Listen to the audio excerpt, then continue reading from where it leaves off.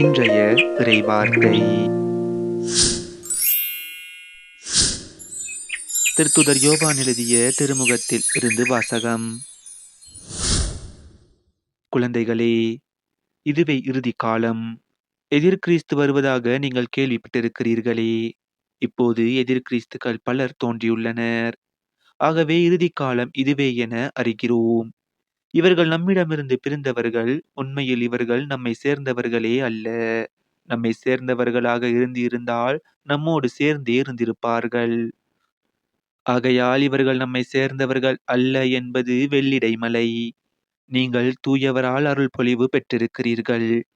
ஆகையால் நீங்கள் அறிவு பெற்றுள்ளீர்கள். நீங்கள் உண்மையை அறியவில்லை என்பதால் நான் உங்களுக்கு எழுதவில்லை, மாறாக அதை அறிந்துள்ளீர்கள் என்பதாலும் பொய் எதுவும் உண்மையிலிருந்து வராது என்பதாலுமே நான் எழுதியுள்ளேன். இது ஆண்டவர் வழங்கும் அருள்வாக்கு. இறைவா, உமக்கு நன்றி. இன்றைய தினத்துக்கு உரிய நற்செய்தி வாசகம். யோவான் எழுதிய தூய நற்செய்தியில் இருந்து. தொடக்கத்தில் வாக்கு இருந்தது. அவ்வாக்கு கடவுளோடு இருந்தது. அவ்வாக்கு கடவுளாயும் இருந்தது. வாக்கு எனும் அவரே தொடக்கத்தில் கடவுளோடு இருந்தார். அனைத்தும் அவரால் உண்டாயின. உண்டானது எதுவும் அவரால் அன்றி உண்டாகவில்லை. அவரிடம் வாழ்வு இருந்தது. அவ்வாழ்வு மனிதருக்கு ஒளியாயிருந்தது. அந்த ஒளி இருளில் ஒளிர்ந்தது. இருள் அதன் மேல் வெற்றி கொள்ளவில்லை. கடவுள் அனுப்பிய ஒருவர் இருந்தார். அவர் பெயர் யோவான். அவர் சான்று பகருமாறு வந்தார். அனைவரும் தம் வழியாக நம்புமாறு அவர் ஒளியை குறித்து சான்று பகர்ந்தார். அவர் அந்த ஒளி அல்ல, மாறாக ஒளியை குறித்து சான்று பகர வந்தவர். அனைத்து மனிதரையும் ஒளிர்விக்கும் உண்மையான ஒளி உலகிற்கு வந்து கொண்டிருந்தது. ஒளியான அவர் உலகில் இருந்தார். உலகு அவரால் தான் உண்டானது. ஆனால் உலகு அவரை அறிந்து கொள்ளவில்லை. அவர் தமக்குரியவர்களிடம் வந்தார்.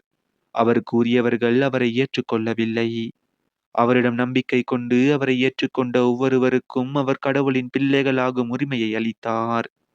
அவர்கள் இரத்தத்தினாலோ உடல் இச்சையினாலோ ஆண்மகன் விருப்பத்தினாலோ பிறந்தவர்கள் அல்ல, மாறாக கடவுளால் பிறந்தவர்கள். வாக்கு மனிதரானார், நம்மிடையே குடிக்கொண்டார். அவரது மாட்சியை நாங்கள் கண்டோம். அருளும் உண்மையும் நிறைந்து விளங்கிய அவர் தந்தையின் ஒரே மகன் எனும் நிலையில் இம்மாட்சியை பெற்றிருந்தார்.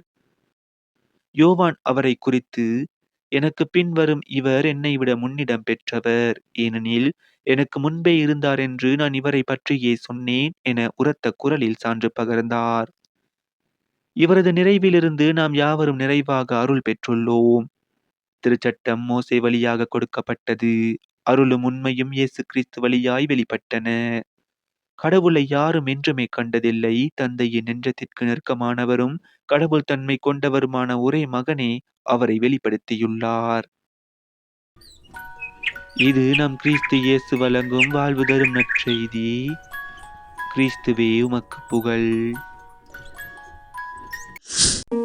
இன்றைய தினத்துக்கு உரிய சிந்தனை துளிகள். வாக்கு மனிதரானார்.